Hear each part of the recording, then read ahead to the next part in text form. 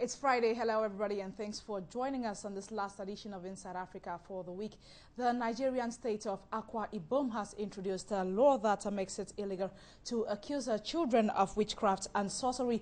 The state has spent a significant amount of money to aid the hundreds of Nigerian children that had been branded witches in Akwa Ibom for years. But some say churches in the impoverished state where unemployment is rampant must also be reined in. Some activists cite the churches as a source of the belief that children are witches and sorcerers. His stepmother called him an enemy of progress and kicked him out of the family house. That was in 2008 when Augustine Alensi was one of hundreds of children branded witches in Akwa Ibom State, Nigeria. He was rescued and now lives in this state-funded children's home. She said that I'm a witch. She called me all sorts of names. Sometimes I may even suffer and walk. After finish everything, she will not even give me good food to eat, but she will beat me and say that I'm a witch, that I'm the one that killed my late mother. Augustine and many other accused child witches are happy that a new state law has been introduced criminalizing those who accuse children of being witches. I feel comfortable, I feel happy because I have clothes to wear, I have everything. I have everything that I need to survive, and I'm going to school now.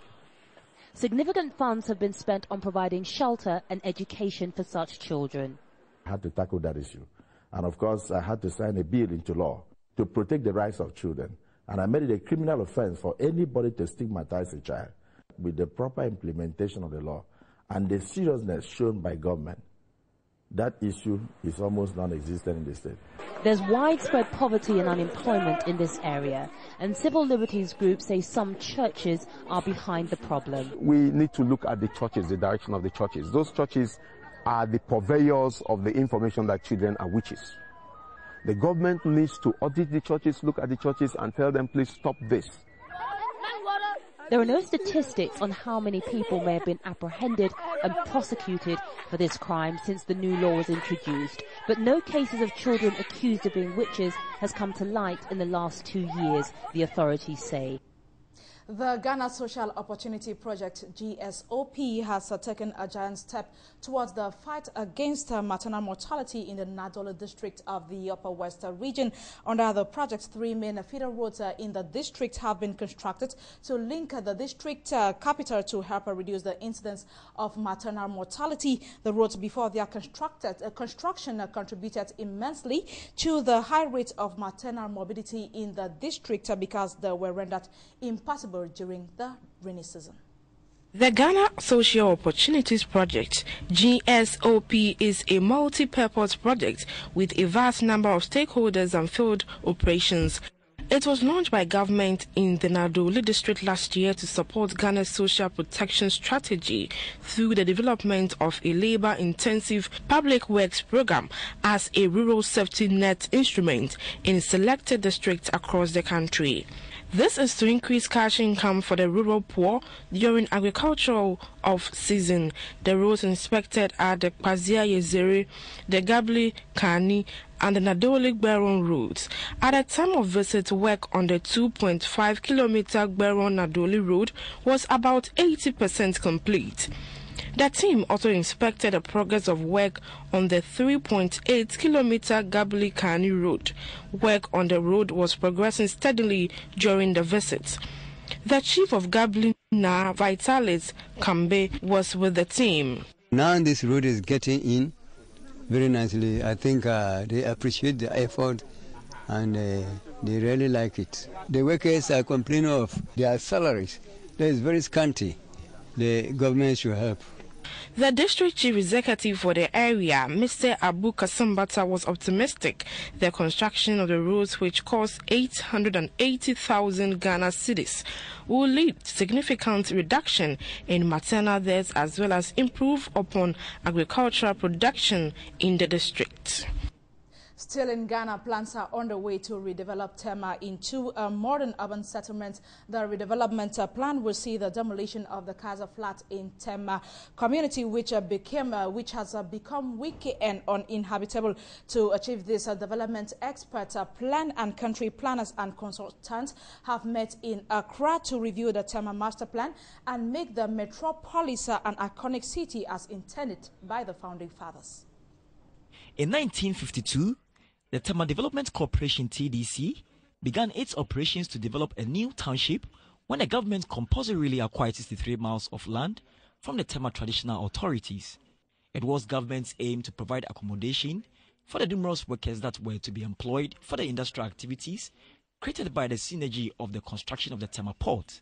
60 years on, the acquisition area is exhausted and there is massive encroachment leading to the springing up of unauthorized structures, thereby defeating the purpose of a well-planned city. Apart from increase in population, gross indiscipline and ineffective development control methods have all contributed to making Tema a slum area contrary to a modern city. In a bid to reverse this, the TDC is seeking views from development experts and town and country planners to redevelop Tema. A major challenge that has continued to bedevil the operations of the TDC is the duplication of function with the Tema Metropolitan Assembly. The lack of clarity between what TMA should do and what TDC should do. The laws are very clear, but in practice, there seems to be some rivalry and there seems to be some apparent conflict. The idea of the Urban Development Corporation would appear to be one of the options out. The managing director of the TDC, Mr. Joe Abbey, is confident that with expert advice, the Tema metropolis will return to its former status of a modern urban city.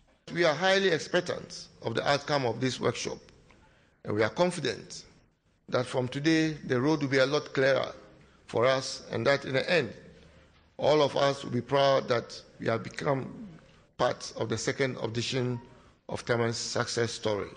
The Minister for Water, Resource, Works and Housing, Mr. E.T. Mensah, said it will take proper plan implementation, discipline and monitoring to achieve a modern urban city.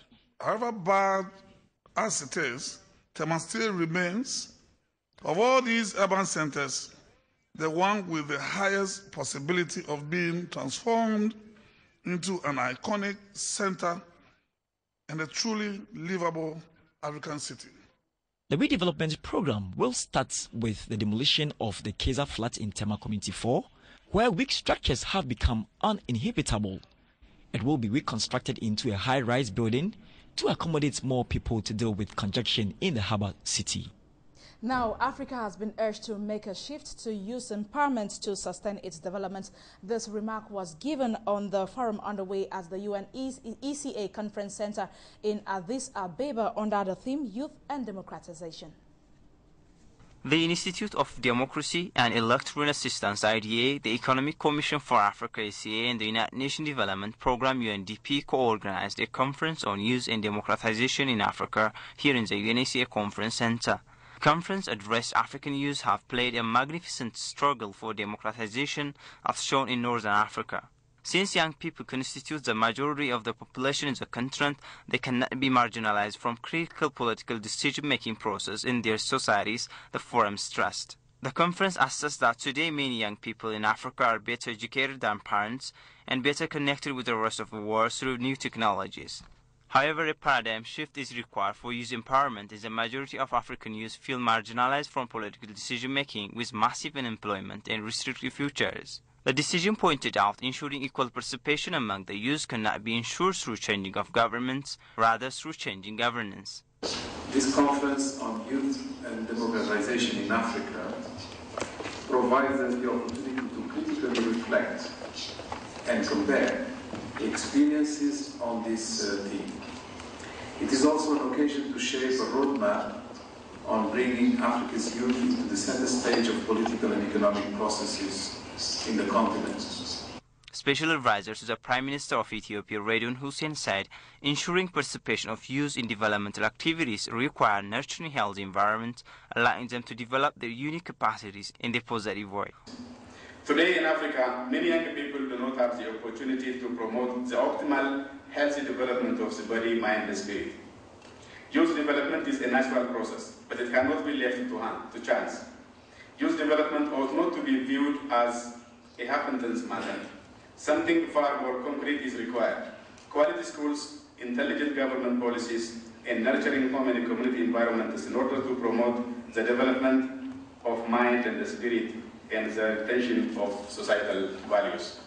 Although many African countries have strengthened their focus on youth empowerment, underemployment rate has also continued to increase as a result of population growth. As shown in the African Economic Outlook 2012 report, good governance has been lacking throughout the continent. However, the ability of governments to effectively channel their country's economic and social resources in Africa, it is estimated that youth constitute over 65% of the population. Habib Mohammed, ERT News. About 8,000 biometric voter registration BVR kits arrived on Thursday in Kenya. Arrived to Kenya on Thursday morning, while a second batch of 6,000 kits is expected to be airlifted to the East African country on Saturday. This brings to an end the speculation over the possible delay of voter registration. The consignment arrived at the Jomo Kenyatta International Airport from France via a cargo plane chartered by a French company, Safran Mofo, who had been contracted to deliver the kits. But the media was not allowed inside the cargo terminal where the BVR kits were being offloaded. A short message from the Electoral Body's Corporate Communications Department stated this first batch that was being offloaded contained approximately 8,000 complete BVR kits. The Commission said another 6,000 kits will be arriving in the country on Saturday, bringing the total to about 14,200 kits. IEBC had placed an order of 15,000 complete BVR kits at a cost of 7.2 billion shillings. Should the extra 6,000 kits arrive on Saturday, as promised, there will be a shortfall of 804 kits. Last week, as the government signed a down payment deal with the United Kingdom's Standard Chartered Bank and the suppliers, the electoral body threatened to go manual should the government-to-government deal fail to deliver the kits by next Monday, November 5th. We are living here very optimistic, cautiously optimistic, that government will pay the balance of the 60%, and that there will be no more complications. The IEBC feels the kits have to be in by November 5th at the very latest, if it is to use the kits at all. An air of suspicion had gripped the Commission, the Grand Coalition government and politicians over the tendering and purchase of the BVR kits. It nearly ended in a fiasco and a blame game with talk of a conspiracy to delay the process and have the elections pushed to August next year, gaining currency. Had in mind some people who might be responsible for this delay, and the culprits I had in mind were Treasury. It did a call from the Minister for Justice to call me and says if he suspects it's Treasury that wanted to delay the election. We have done everything that needs to be done. The only thing is we don't have the machines. The arrival of the kits now means the electoral body can roll out the electronic voter registration, which has been hyped as a firewall against rigging. BVR captures the fingerprints and facial features so that a voter is uniquely identified during voting to ensure a person only votes once. In addition, BVR also captures personal information like name, gender, and ID number. IEBC is targeting to register 18 million voters for the upcoming polls in 30 days. Wrangles over the procurement of the kits have forced the electoral body to postpone the rollout of electronic voter registration. The arrival of the kits means that IEBC has 10 days to train 29,000 voter registration clerks on the use of the equipment. But since the media was not allowed to inspect and verify whether what was contained in the offloaded cargo were BVR kits, the burden of proof lies with the IEBC. The Commission has promised to invite the media Friday, 2nd November, once inspection and assembling of the kits is finalized. The Cereals Miller Association of Kenya has sounded a warning over laxity in dealing with aflatoxin by some food processors. As a result, the association now says almost 50% of maize with an animal feed in supermarkets could be contaminated. From the statistics we have, all that maize which is coming from Tanzania, Uganda and Zambia, at least 50% is aflatoxin. We reject that maize. Our question is, where does that 50% end up? And if there is any indication that the maize we get, whether within or in the region, could be having aflatoxins, I would expect that the relevant authorities should have taken very, very serious actions about it. Those were the reactions early Wednesday at a food pricing policy organized by the Tegemeo Institute of Agriculture, Research and Policy. The meeting was aimed at looking at possible ways of dealing with rising food prices in the country. According to the chairman of the Cereal Millers Association, Diamond Lalji, all maize that has been imported to the country this year was contaminated. To his dismay, he says no record of maize being destroyed has been registered. This can only mean that contaminated maize found its way to the food chain. We talk about this huge controversy about GMO. I mean, GMO is safe, but nobody talks about aflatoxin. And scientifically, it's been proved that there's a positive correlation between consuming aflatoxin and liver cancer. The whole problem of food insecurity cannot be resolved by importing garbage and poisonous food. We are dying in numbers now from cancer. Who knows? Maybe these aflatoxins are causing that cancer. Due to its shortfall in harvests annually, Kenya happens to be a lucrative market for maize from the region. In most cases, these are not properly inspected at the point of entry, hence the high cases of aflatoxin in the country. Kenya imports most of its maize from Uganda, Tanzania and Zambia. Kenya has in the last few years grappling with aflatoxin, a highly poisonous cancerous-causing chemical produced by a fungus. This has been largely attributed to poor drying and storage of grain in the country. The Ethiopian Pediatric Society is conducting its 14th annual conference in Addis Ababa. The conference is celebrating quality improvement in neonatal and child health in Ethiopia as a means to reduce child mortality. Documents obtained from the Ministry of Health state that international under-5 mortality rate per year has declined from 12 million to 7 million in the last 2 decades. Likewise, Ethiopia has witnessed a 47% achievement in reducing child mortality, particularly in the last decade, from 166 per thousand to 88 per thousand in 2011. The 14th annual conference of Ethiopian Pediatric Society is happening in Addis Ababa, deliberating on improvement in neonatal and child health care in Ethiopia.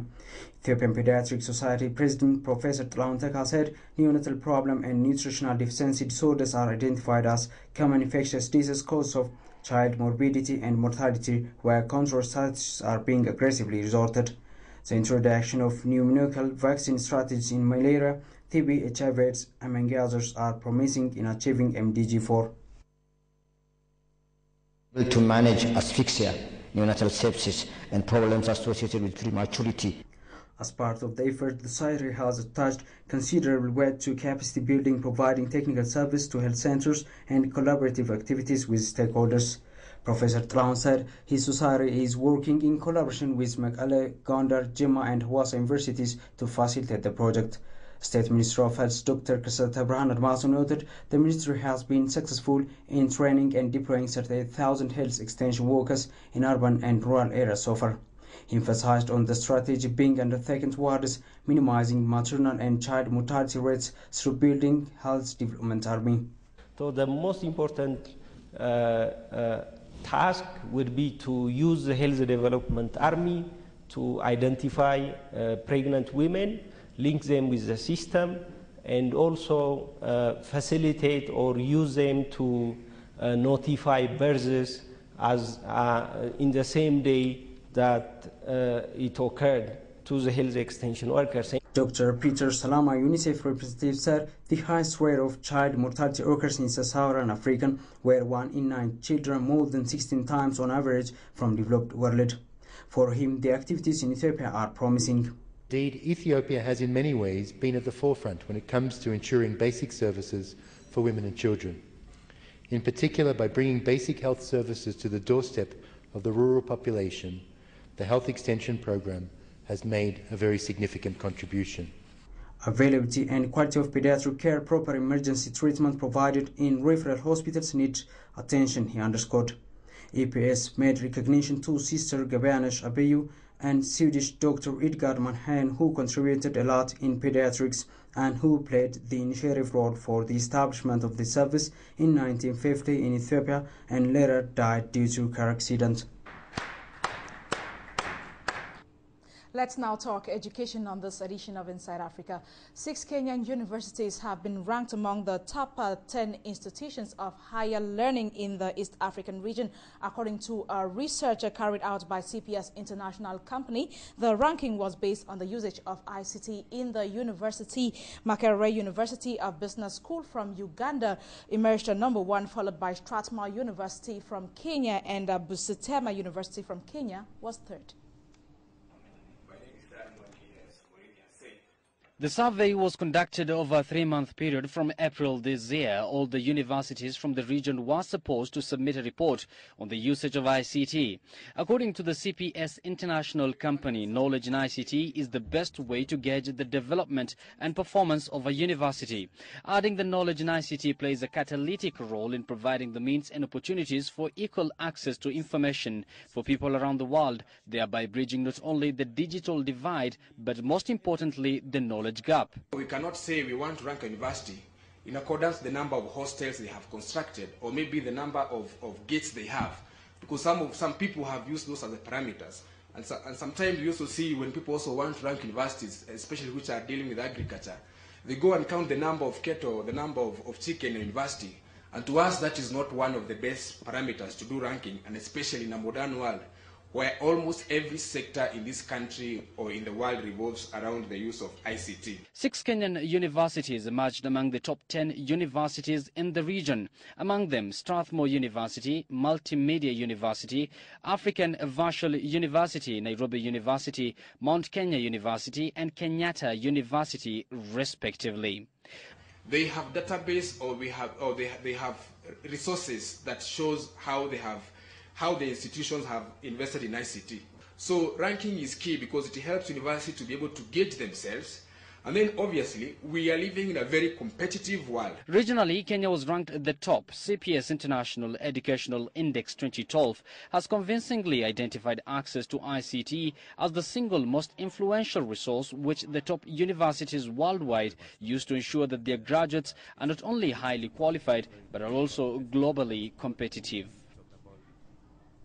We stay in East Africa and away from education. Police in Uganda are moving to block the irregular compensation of over 300 billion shillings to 2 agencies over the disappearances of 2 trucks and undisclosed goods in the 12-year-old deal. The Uganda People's Defense Forces are alleged to have impounded the trucks whose owners and whereabouts remain unknown. In a related development, 4 auditors from the Ministry of Finance are facing interdictions over the payments of 63 billion shillings to ghost pensioners. It is alleged that the trucks with unknown merchandise were hired from Rwanda and Congo, but supporting documents to establish ownership remain elusive. It is therefore difficult to ascertain the source or target of the consignment. But according to a source, the agencies are now seeking compensation from the government worth 300 billion shillings. It has also emerged that the statements recorded from some officials from the agencies have not sufficiently explained to the detectives that they have an existing binding contract with the alleged owners of the trucks. According to a source, it was the president who stopped the transaction through the Attorney General, citing that the money was going to the wrong elements. Separately, 4 internal auditors could be interdicted if they fail to explain why they failed to detect and prevent the loss of 63 billion shillings that was allegedly paid to ghost pensioners. These include Dick Twinomujuni, Derigu Richard, Josephine Adukot, and Martin Mugume, all assistants to the internal auditor, Ministry of Finance. In a letter written and signed by the Permanent Secretary to Treasury Chris Kasami, the 4 violated Public Service Commission regulations. The 4 had previously recorded statements at the Criminal Investigations Department, CID, and are expected to furnish the authorities with explanations in 2 weeks. However, Akonye fixed on their boss, allegedly supervised and sanctioned the report. Talking about ghost pensioners, the police has published pictures of 1,018 ghost pensioners from the Ministry of Public Service. They are alleged to have received 63 billion shillings between February and October 2011. Addressing journalists at the Central Police in Kampala, the police spokesperson Judith Nabakuba said that revealing the pictures will allow suspects an opportunity to clear their names. The detectives are thought to be analyzing another fresh list of over 900 suspected ghost pensioners. For nearly 2 months, the police have been analyzing the list of ghost pensioners to ascertain the source of the names, pensioners' numbers, and pictures reflected on the bank accounts. Detectives say that all the 1,018 names are not reflected anywhere in the registry of Public Service Ministry, but 63 billion shillings was paid through the Cairo International Bank. A letter introducing the suspected ghost pensioners was written by one Sajabi Peter for each suspected ghost. Sajabi Peter in turn was allegedly introduced by the ghost pensioners to withdraw all the funds. It is alleged that all the persons whose names are on the list have worked with the East African Beneficiaries Association. All the pictures only appear on the account opening forms, and all the pictures marked in red are appearing more than once. We call upon them actually to come and help our police officers in investigations, and also we are going to try and send these pictures to most of our police stations so that they can be displayed. It is alleged that in some cases, money was wired to the accounts on the very day they were opened, with Peter Sajabi, the former Secretary of East African Beneficiaries Association. It is alleged that the list was only found on a computer used by former Principal Accountant in Pensions Department. And to the accountant in the Ministry of Public Service. Luanga and his boss Oloka David, the senior accountant from Public Service, were arrested last week on allegations that they had a hand in the scam. According to a source, some of the names of the list are of genuine pensioners, indicating that a person was paid in 2001 but is again appearing on the 2008 payment schedule. The allegations that some of the pictures of the suspects could have been irregularly acquired, and the response from the public will assist the police in their investigations. Spain's Festival of African Cinema has taken place in the Spanish southern city of Cordoba for the very first time. The event screened the continent's top films and provided filmmakers with opportunities to win valuable awards and networks with other players in the industry. Some of Africa's top and upcoming filmmakers were in Cordoba, southern Spain, this month as part of a 9-year-old tradition that samples the continent's best films. The African Film Festival of Cordoba first showcased African films in 2004. At the time, it was set in Tarifa, another Spanish city known as the African Film Festival of Tarifa, till it changed venue and name this year. The annual event started as a space to publicize African films to the Spanish public, but has grown to become an umbrella for documentaries, competitions, and film development projects. Scotland-based Sierra Leone filmmaker Victoria Thomas was at the festival promoting her new film Kiloshi, a story about flamboyant Nigerian nightclub bouncer. Victoria is an award-winning comedy filmmaker, a difficult genre to be good at. She says fans need to appreciate the different genres coming out of the continent, adding that the blanket description of all films as African is holding the industry back. I think within Africa we can still have films that are comedy or horror or sci-fi, and I think people generalizing cinema and calling it African is probably one of the biggest barriers that we face as filmmakers of African origin. So, I mean, my film is comedy because I love comedy films. And so I'm never really going to be the person who makes a science fiction film. But it's also reflective of my own experiences. I am an African in the diaspora. I have not lived in Africa for the past 20 years. And the experiences that I'm dealing with are authentically African. This year, the festival faced issues of funding with an ongoing Euro debt crisis and deep financial troubles in Spain itself. For many Spaniards, it is the first time that they have the opportunity to see African films. Another winner at the festival was Ghanaian-Kenyan filmmaker Hawa Usman. She bagged the 2012 Forum for African Co-Production and a €25,000 cash prize. She will also get production advice, support searching for sponsors, and initiating crowdfunding and social networking campaigns. Asked what she would do with the money, Hawa said it will help her concentrate on making her concept work and less time worrying about funding. It allows me to spend the much-needed time to write some more and to also just explore my ideas on how it is that I want to make it. So that means I can spend more time at the coast, and I can spend some more time working with my script supervisor, and I can create a teaser or a trailer and shoot a couple of scenes just to see how strong my concept holds. Since early in this inception, the festival has archived about 700 films that are regularly shown within Spain and other Spanish-speaking countries. The festival's program also includes special screenings for the youth. This year, hundreds of children watched films and attended storytelling sessions led by narrators from Africa. There were 94 screenings at the festival, including some productions from the Arab world. Well, that item brings us to the end of this edition of Inside Africa. Thanks for watching, and while looking forward to being with you again Monday, please do stay tuned for our programs continue.